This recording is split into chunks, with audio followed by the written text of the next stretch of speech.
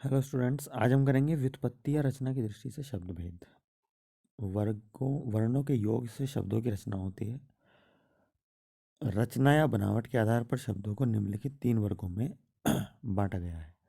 रूढ़, यौगिक, योग रूढ़। रूढ़ शब्द हैं जो शब्द हमेशा किसी विशेष अर्थ को प्रकट करते हों तथा जिनके खंडों का कोई अर्थ ना निकले, उन्हें रूढ़ कहते हैं।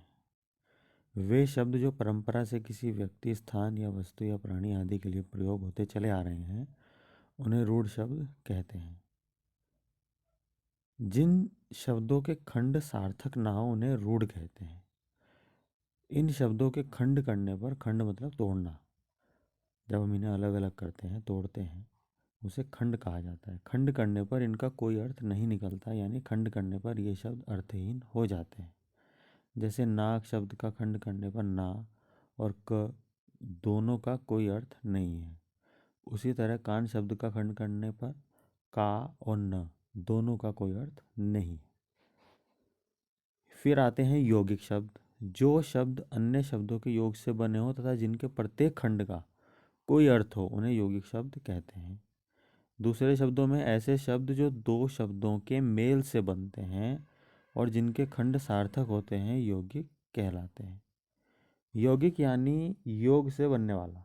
वे शब्द जो दो या दो से अधिक शब्दों के योग से बनते हैं, उन्हें यौगिक शब्द कहते हैं।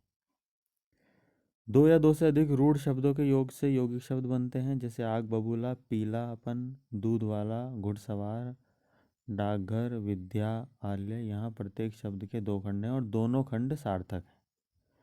फिर आता है तीसरा भेद, योग रूढ़ शब्द। जो शब्द अन्य शब्दों के योग से बनते हों परंतु एक विशेष अर्थ के लिए प्रसिद्ध होते हैं, उन्हें योग रूढ़ शब्द कहते हैं।